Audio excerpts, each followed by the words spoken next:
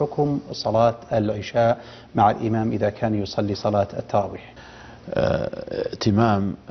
المفترض بالمتنفل، ومن صورها هذه الصورة أن يصلي العشاء خلف من يصلي التراويح. هذه المسألة هي محل خلاف بين الفقهاء، والقول الراجح هو أنه يجوز ذلك، يجوز للمفترض أن يأتم بالمتنفل، وعلى ذلك فيجوز لمن لم يصلي العشاء أن يصلي خلف الإمام الذي يصلي التراويح، فإذا سلم الإمام يقوم ويقضي ركعتين. والدليل لهذا ما جاء في الصحيحين عن معاذ رضي الله عنه أنه كان يصلي مع النبي صلى الله عليه وسلم صلاة العشاء